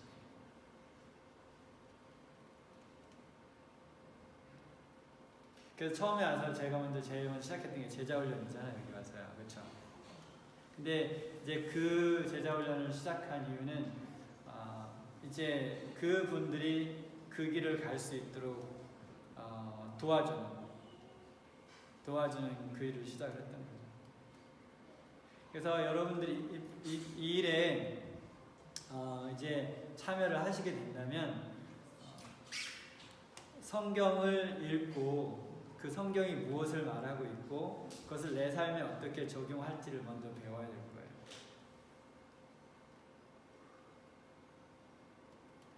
그리고 그러한 과정들을 조금 거친 후에 어느 정도 훈련이 된 다음에 이제 가정에서 그 배운 것들을 실천할 수 있는, 예를 들면 우리가 10개의 성경절을 한다면 먼저 부모들이 그 10개의 성경절이 무엇을 의미하는지, 또 10개의 성경절을 통해 하나님 우리에게 무엇을 가르치려고 하고 그것을 내가 오늘 삶에 어떻게 적용할 수 있는지 그것을 배워야 되겠죠.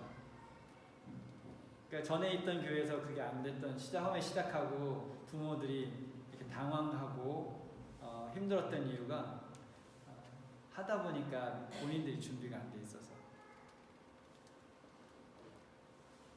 제가 오늘 오신 분들 사진을 좀 찍을게요. 그래서 제가 분명 안 돼서 기억할 수도 있지만 제가 요새 머리가 너무 복잡해갖고 네, 여기를 보세요. 네, 하나, 둘, 셋. 네, 제가 그래서 개인적으로 연락을 드리겠습니다. 어떤 마음에 지금 그런 나온 거지. 아니요, 그러니까 이것을 이 운동에 이 운동에 참여할 건지를 제가 개인적으로 여쭤볼게요. 네, 그래서 참여를 할 거라면 우리가 다른 때 다시 만나서 어떻게 시작할지를 의논하도록 하겠습니다. 네. 혹시 더 질문 없나요? 오늘 죄송합니다. 여기 마음이 급한 분들도 있는데 거의 5시가 됐네요. 원래 4시 반에 끝나기로 기도하고 마치도록 하겠습니다. 사랑의 하나님, 저희에게 예수님이 받았던 교육을 우리 자녀들에게 어떻게 시킬 수 있을지 알려주셨습니다.